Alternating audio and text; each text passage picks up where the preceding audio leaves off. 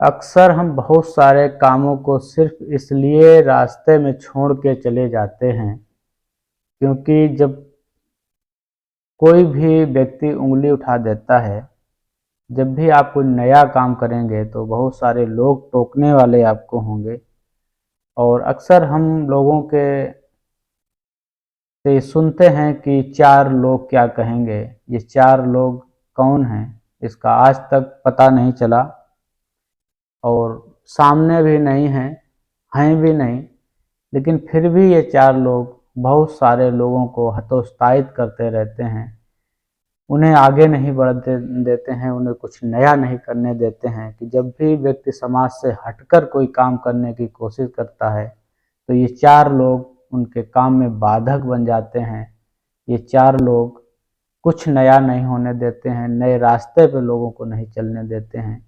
इन्हीं चार लोगों को लेके मैंने एक कविता लिखी थी, चार लोग और समाज। आप सुनिएगा, हो सकता आपका कविता से कोई संबंध ना हो, फिर भी आप सुनिएगा। कुछ बातें हैं, शायद आपको ठीक लगें, आपको समझ में आए। क्योंकि कविता सुनना सबको पसंद नहीं होता है, कविता सुनना सबके बस की बात नहीं है, कविता से अर्थ निकालना सबके लिए संभव नहीं है। तो जहाँ तक आपको समझ आए आप समझिए, सुनिएगा। सबसे बड़ा रोग क्या कहेंगे लोग, अरे भाड़ में जाएं ये लोग और इन लोगों का समाज। ये वही लोग हैं जो जीने नहीं देते, खाने नहीं देते, पीने नहीं देते। ये समाज बड़ा गंदा है, मनोबल गिराना इसका धंधा है। तुम इसके चक्कर में ना आना, जहाँ जाना हो चले जाना। जब तुम सफलता के आसमान को चूमोगे तब ये तुम्हारे पैरों को चूमेंगे, तुम्हारे आसपास परिक्रमा करेंगे, तुम्हारे नाम की तख्तियां लेकर घूमेंगे। अरे यही वो चार लोग जिसे कहा जाता है क्या कहेंगे लोग। इन्हीं चार लोगों ने राम को वनवास भेजा था, सीता को अग्नि परीक्षा दिलवाई थी, दशरथ सदमे से मर गए थे। इन्हीं चार लोगों की वजह से सपने में भी नहीं सोचा था ये चार लोग इतने खुराफाती होंगे। तुम परवाह न करना इन चार लोगों की और उनके समाज की, तुम्हें जो करना है तुम बस वही करना। इन्हीं चार लोगों ने, जिन्हीं चार लोगों से न डरना, इन चार लोगों के समाज ने कबाड़ा कर दिया देश का। ये चार लोग पहरेदारी करते रहते हैं आदमी की, वह कहाँ से आता है, कहाँ को जाता है, उससे किसका रिश्ता है, उससे किसका नाता है, कहाँ बैठता है, कहाँ पीता है, कहाँ खाता है। कितना संकुचित कर दिया नारी जीवन को इस चार लोगों के समाज ने। कहते ही रहते हैं ये चार लोग, लड़की अब सयानी हो गई है, इसकी शादी कब करोगे, देखना एक दिन ये भाग जाएगी। शर्म नहीं तुम्हें, लड़कियों से नौकरी करवाते हो, तुम्हारी औरत काम करने जाती है, उसके तो घर में लोग रात को आते जाते हैं।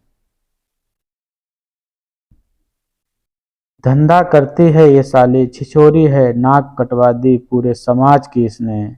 ये आम डायलॉग हैं इन्हीं चार लोगों के समाज के।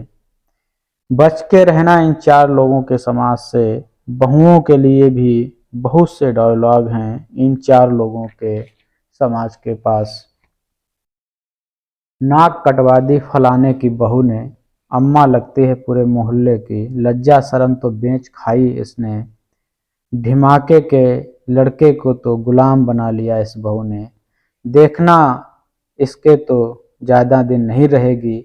बचकर रहना इन चार लोगों से, बहुत नालायक हैं ये, हर बात में बाल में खाल निकालते रहते हैं। इन्हीं चार लोगों की अगर परवाह की होती तो कोई सिद्धार्थ गौतम बुद्ध नहीं बनता, कोई मेहरारू का दीवाना गोस्वामी तुलसीदास नहीं बनता, कोई कबीर काशी से जाकर मगहर नहीं मरता, कोई सूर्यकांत त्रिपाठी निराला नहीं बनता, सूर्यकांत त्रिपाठी निराला नहीं बनता।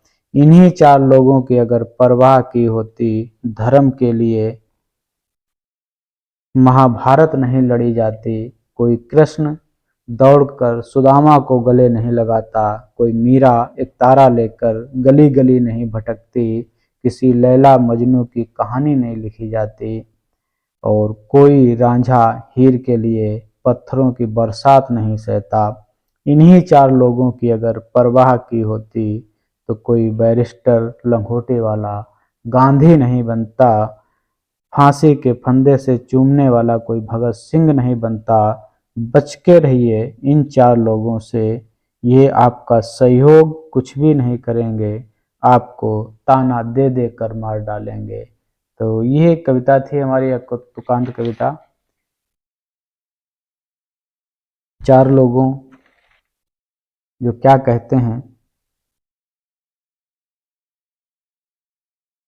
तो अगर आप हमारे चैनल पर नए हैं और आपको ठीक लगे तो चैनल हमारा सब्सक्राइब कर लीजिएगा, और कविता सुनते हैं तो बताइएगा कि आपको ये कविता कैसी लगी।